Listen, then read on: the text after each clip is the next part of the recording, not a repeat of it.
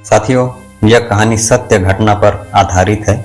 यह कहानी उस गहरी काली रात की है जब दुनिया का सबसे खतरनाक आतंकवादी ओसामा बिन लादेन आखिरकार सर्च ऑपरेशन की जद में आया।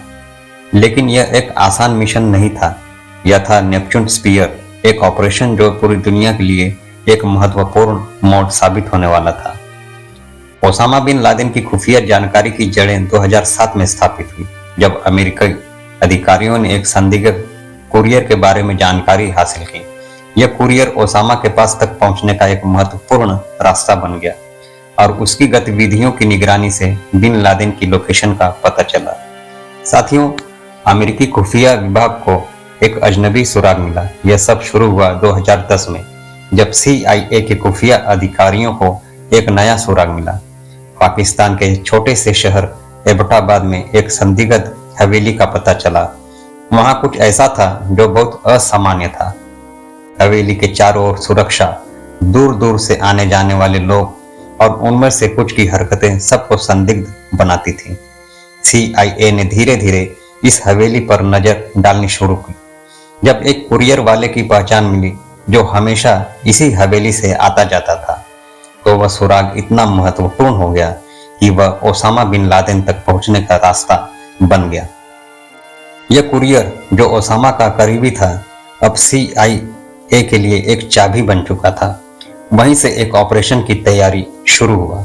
व्हाइट हाउस में राष्ट्रपति बराक ओबामा ने जब इस रहस्य को हल करने का संकल्प लिया, तो उन्होंने अपनी पूरी टीम को बुलाया। एक एक कदम पर विचार विमर्श हुआ।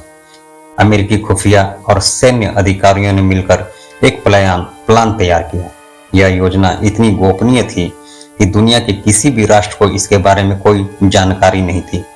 ओबामा ने अपने शीर्ष अधिकारियों को बताया, हम ओसामा को ढूंढेंगे और इस बार वह बच नहीं पाएगा।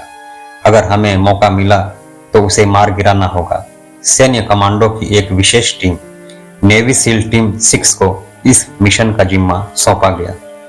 यह टीम पहले से ही आतंकवादियों से निपटने में माहिर थी, लेकिन यह ऑपरेशन पूरी दुनिया के लिए एक ऐतिहासिक पल बनने वाला था। साथियों, 1 मई 2011 की रात थी, एक गहरी अंधेरी और चुप रात। अमेरिकी सैनिकों ने अपने मिशन की शुरुआत की। हेलीकॉप्टर में सवार होकर सील कमांडो पाकिस्तान के एबटाबाद में उस हवेली तक पहुंचे जहां ओसामा बिन लादेन छिपा हुआ था। वहीं एक हादसा हो गया। एक हेलीकॉप्टर में तकनीकी खामी आ गई और वह दुर्घटनाग्रस्त हो गया, लेकिन यह कोई रोक नहीं था। ऑपरेशन जारी रहा। कमांडो ने हवेली में घुसते हुए चुपके से अपना रास्ता बनाया। तभी ओसामा बिन लादेन जो अपने कमरे में था, उसकी पहचान की गई। वो एक ऐसा आदमी था जिसने पूरी दुनिया को अपने आतंकवाद के डर से जकड़ा था। अब उसके सामने मौत खड़ी थी। साथियों, सील कमांडो ने बिना किसी देरी के, बिना कोई क्षण गंवाए उसे खत्म कर दिया। ओसामा बिन लादेन अब धरती पर नहीं था। उसकी जिंदगी का अंत हो चुका था। यह घटना केवल अमेरिका के लिए नहीं, बल्कि पूरी दुनिया के लिए एक निर्णायक पल था। अमेरिकी सेना ने उसके शव को सुरक्षित किया और वह सुनिश्चित किया कि वह कहीं भाग न जाए।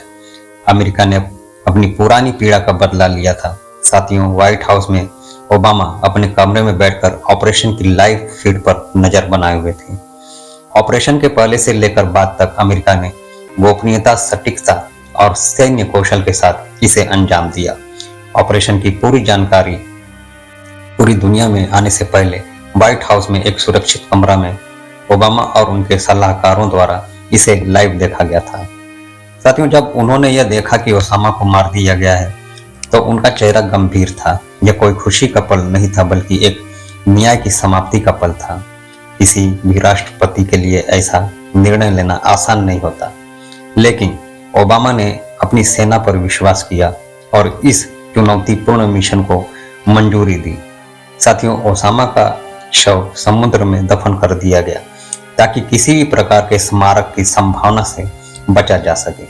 अब ओसामा बिन लादेन का नाम इतिहास में एक गहरे खौफ के रूप में दर्ज था, लेकिन उसकी हत्या ने दुनिया भर में उन लाखों लोगों के लिए शांति दी जो उसके आतंक से पीड़ित थे।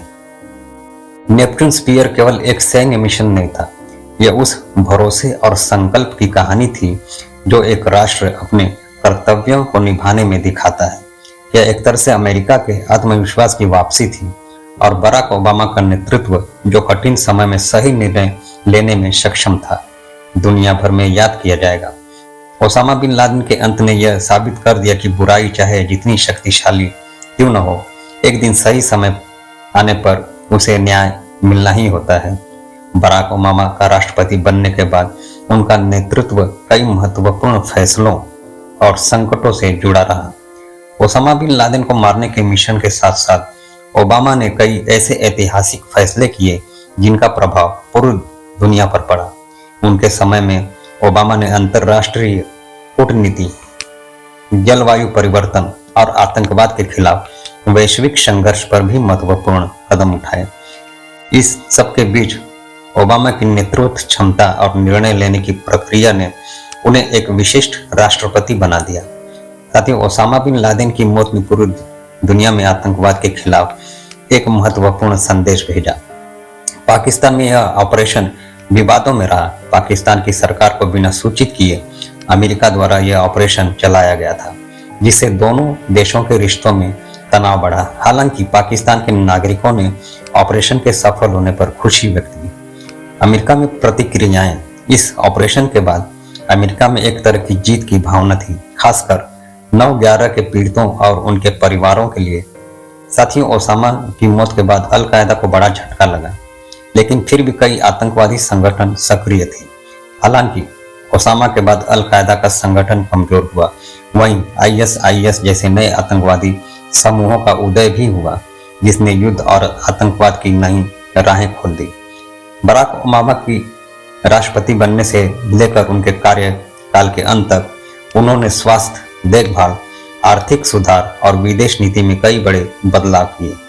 उनके नेतृत्व में अमेरिका ने आतंकी गतिविधियों पर काबू पाया, लेकिन वैश्विक आतंकवाद के साथ संघर्ष हमेशा जारी रहा।